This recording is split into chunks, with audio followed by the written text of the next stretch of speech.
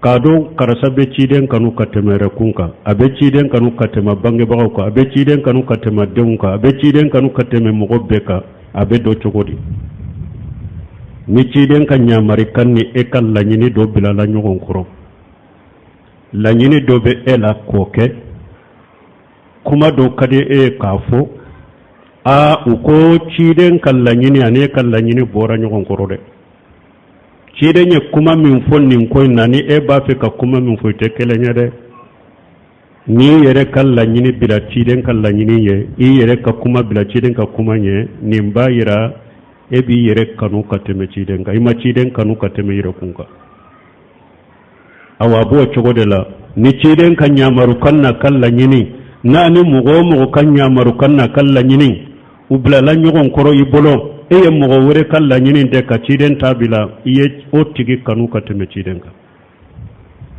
o kera bange bagaw yo o kera dewnyo kera jiya mogo ye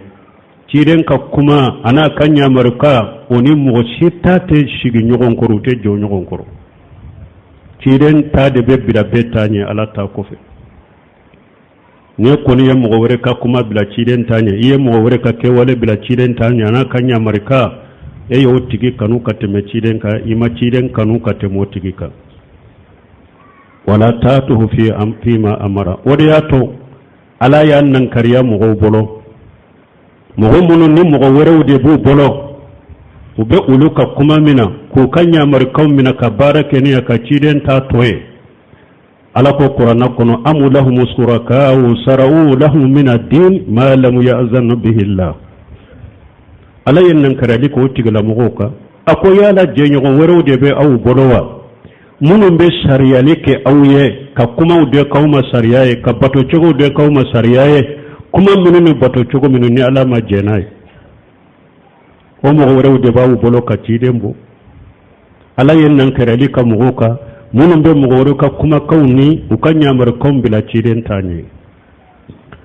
tiden yere fana ko mane amila amala laysa alayhi amruna fa huwa raddu akoni mogo ye barake ale min nyamar ya bara min nay ka bara be sakima wala ta'atuhu fi ma amara ni ala ko an katugu ciden ko ciden ni nyamara ni minye ake wa tasdiquhu fi ma akhbara awai ka ciden ciya tigiya fana ciden ya kibariya fo a ciya tigiya ola e hakili ye fi min nyaw e hakili ma min nyaw e ka hakili tesheka wahawbo ciden te kuma na nin dunwaye wa ma yantiqu anil hawa in huwa illa wahyuha ciden te kuma na nin dunwaye ciden ya kuma fo ni wahawde do a cirama wa ma ataakum rasulu faquduhu wa ma nahakum an fantahu ciden ya min dama ya mina tinyenya bawlu minna ayo toye donc da ciden ka kuma wula ika ciden la dege aka ketala na ye kuma min fo ika cinya tigiya awa mogo ciden ka bonya tede mogo min be ciden ka nyamar kawun soso iba ka kuma kawun soso ube ta bidew ni kokuraw ta ko sore ciden ka dina kono ika aqidaw la duskuna siru la batow la ema ciden bonya ni foye ema ciden kanu ni foye ciden kanu toye foye قل إن كنتم تحبون الله فاتبعوني يحببكم الله ويغفر لكم ذنوبكم والله غفور رحيم وبافني آيات ما آية المهنة آية مننا كمغو شنشة كوتنتة من كن نبي ألافين بتشيدن في إكا ألافين تشيدن كانوا تشيادو بتشياته ni آيات نانا كو إجامة باشا مغولا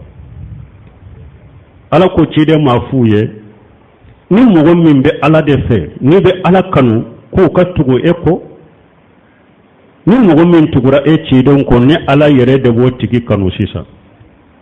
ale kan ne kanu otede ne ala de bo tigi kanu sisa mbaka junubu yafa wala ciden kanu te ka ciden soso ciden kanu te ka bidew do ciden ka dina kono ciden kanu yede ka tugako ayinya marani min e kake ayin min fuye e hakili yaye hakili ma yau ika cinya tigiya ika dala ika suwama ninde ciden kanu wannan ko ika tugu ciden ko